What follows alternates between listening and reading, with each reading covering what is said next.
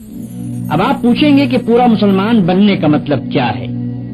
آئیے میں آپ کو بتاؤں کہ سچا مسلمان کسے کہتے ہیں اور ایمان کے معنی کیا ہیں۔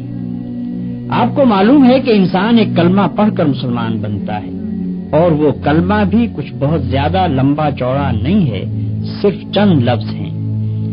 لا الہ الا اللہ محمد الرسول اللہ، اللہ کے سوا کوئی خدا نہیں، محمد اللہ کے رسول ہیں۔ ان الفاظ کو زبان سے ادا کرتے ہی آدمی کچھ سے کچھ ہو جاتا ہے۔ پہلے کافر تھا، اب مسلمان ہو گیا۔ پہلے ناپاک تھا، اب پاک ہو گیا۔ پہلے خدا کے غضب کا مستحق تھا، اب اس کا پیارا ہو گیا۔ پہلے دوزخ میں جانے والا تھا، اب جنت کا دروازہ اس کے لیے کھل گیا۔ اور بات صرف اتنے ہی پر نہیں رہتی، یہ کلمہ ایسی چیز ہے جو غیروں کو ایک دوسرے سے ملا دیتی ہے اور اپنوں کو ایک دوسرے سے کاٹ دیتی ہے۔ باپ اگر کلمہ پڑھنے والا ہے اور بیٹا اس سے انکار کرتا ہے تو گویا باپ باپ نہ رہا اور بیٹا بیٹا نہ رہا۔ باپ کی جائیداد سے اس بیٹے کو ورثہ نہ ملے گا۔ گویا اس کلمے کا زور اتنا ہے کہ خون اور رحم کے رشتے بھی اس کے مقابلے میں کچھ نہیں ہیں۔ اب ذرا اس بات پر غور کرو کہ یہ اتنا بڑا فرق جو آدمی اور آدمی میں ہو جاتا ہے، یہ آخر کیوں ہوتا ہے؟ کلمے میں ہے کیا؟ صرف چند حرف ہی تو ہیں، لام، الف، ہے، میم، واو، سین اور ایسے ہی دو چار حروف اور۔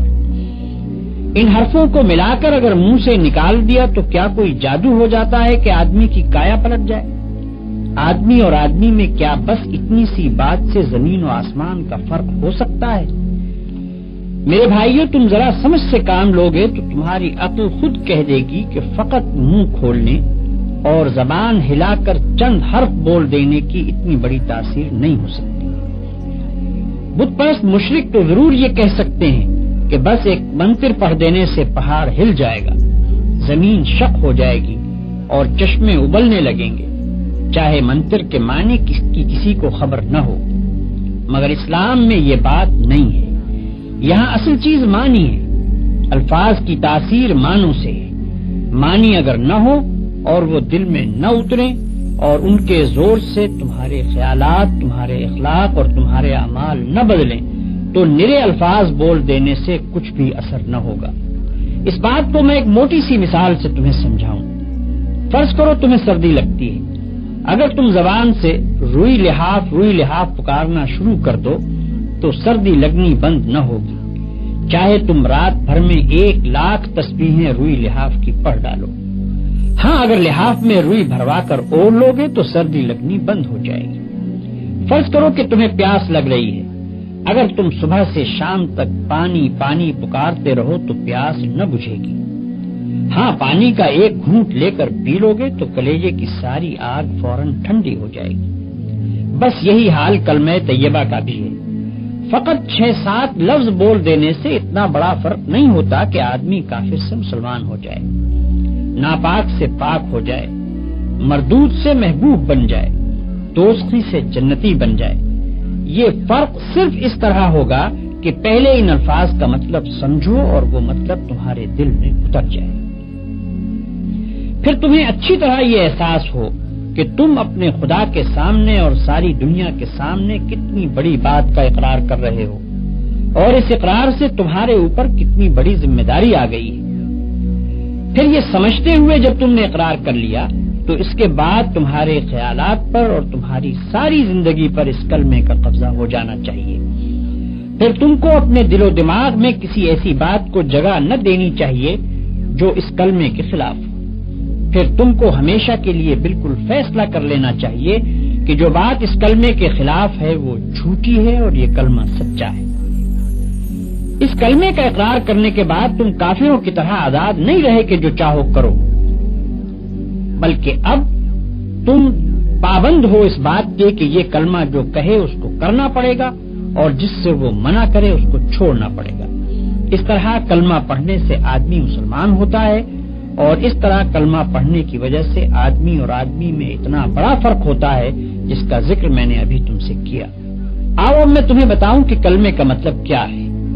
کلمے کے معنی یہ ہیں کہ اللہ کے سوا کوئی اور خدا نہیں ہے اور حضرت محمد صلی اللہ علیہ وسلم اللہ کے رسول ہیں۔ کلمے میں الہ کا جو لفظ آیا ہے اس کے معنی خدا کے ہیں۔ خدا اس کو کہتے ہیں جو مالک ہو، حاکم ہو، خالق ہو، پالنے اور پوسنے والا ہو، دعاؤں کا سننے اور قبول کرنے والا ہو اور اس کا مستحق ہو کہ اس کی عبادت کی جائے۔ اب جو تم نے لا الہ الا اللہ کہا تو اس کے معنی یہ ہوئے کہ اول تو تم نے یہ اقرار کیا کہ یہ دنیا نہ تو بے خدا کے بنی ہے اور نہ ایسا ہی ہے کہ اس کے بہت سے خدا ہوں، بلکہ دراصل اس کا خدا ہے اور وہ خدا ایک ہی ہے اور اس ایک ذات کے سوا خدائی کسی کی نہیں ہے۔ دوسری بات جس کا تم نے کلمہ پڑھتے ہی اقرار کیا وہ یہ ہے کہ وہی ایک خدا تمہارے اور سارے جہان کا مالک ہے۔ تم اور تمہاری ہر چیز اور دنیا کی ہر شے اس کی ہے۔ خالق وہ ہے، رازق وہ ہے، موت اور زندگی اس کی طرف سے ہے، مصیبت اور راحت بھی اسی کی طرف سے ہے۔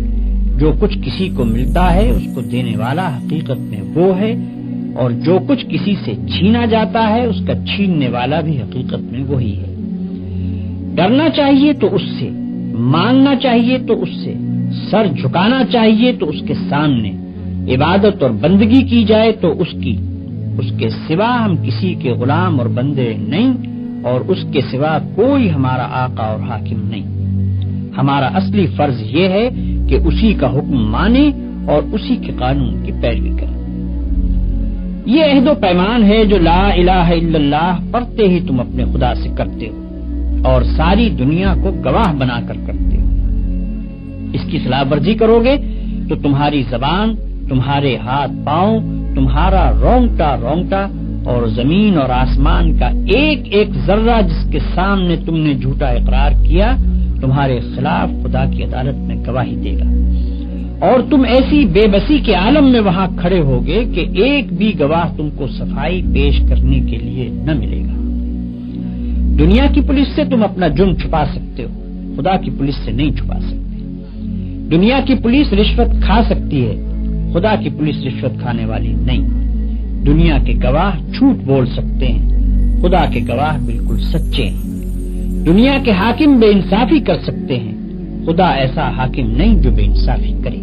پھر خدا جس جیل میں ڈالے گا اس سے بچ کر بھاگنے کی بھی کوئی صورت نہیں ہے۔ خدا کے ساتھ جھوٹا اقرار نامہ کرنا بہت بڑی بے وقوفی بلکہ سب سے بڑی بے وقوفی ہے۔ جب اقرار کرتے ہو تو خوب سوچ سمجھ کر کرو اور اس کو پورا کرو، ورنہ تم پر کوئی زبردستی نہیں ہے کہ خواہ مخواہ زبانی ہی اقرار کر لو، کیونکہ خالی خولی زبانی اقرار محض بیکار ہے۔ لا الہ الا اللہ کہنے کے بعد تم محمد رسول اللہ کہتے ہو، اس کے معنی یہ ہے کہ تم نے یہ تسلیم کر لیا کہ محمد صلی اللہ علیہ وسلم ہی وہ پیغمبر ہیں جن کے ذریعے سے خدا نے اپنا قانون تمہارے پاس بھیجا ہے۔ خدا کو اپنا آقا اور شہنشاہ مان لینے کے بعد یہ معلوم ہونا ضروری تھا کہ اس شہنشاہ کے احکام کیا ہیں۔